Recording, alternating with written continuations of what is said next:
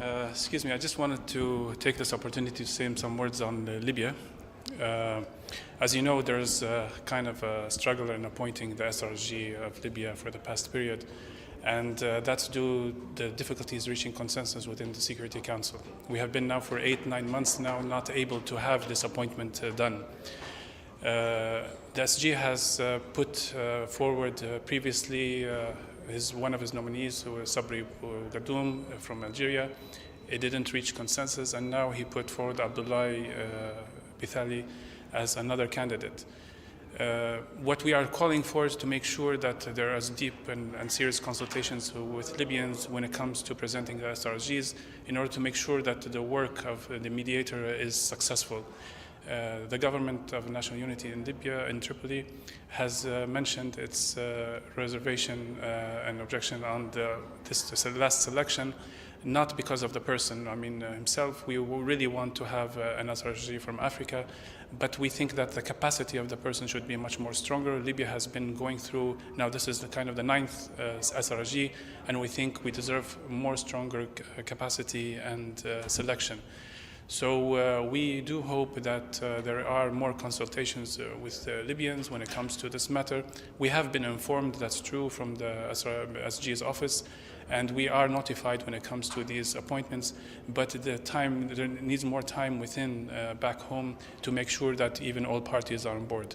You might have a case like this situation where one party is okay with the selection, but maybe another party is not, and that will make the work of the SRG really difficult in the future.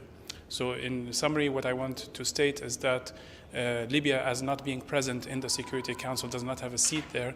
Their voice has to be heard and taken into consideration in order to be more productive and support, because the UN has a very critical role, especially the UN mission in Libya, in order to make sure we can come out of this crisis as soon as possible. So these are just some points I wanted to share with you.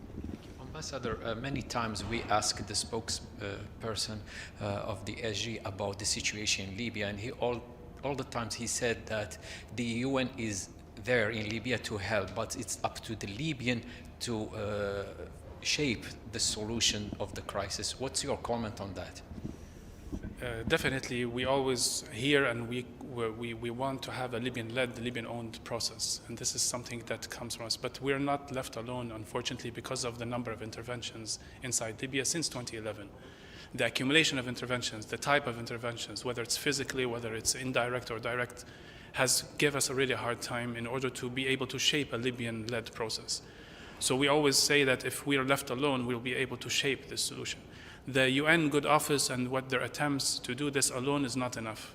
So that's why, as much as we need consensus within the Libyan, with Libyans, we need also international consensus in order to make sure that any solution is actually implemented. Our ultimate goal, in the end of the day, by this political process or ongoing political process, is to reach elections, presidential and parliamentary elections, and to end this dispute when it comes to legitimacy and all of this. We want to have the legitimacy set by the people of Libya, and not by just having talks here and there.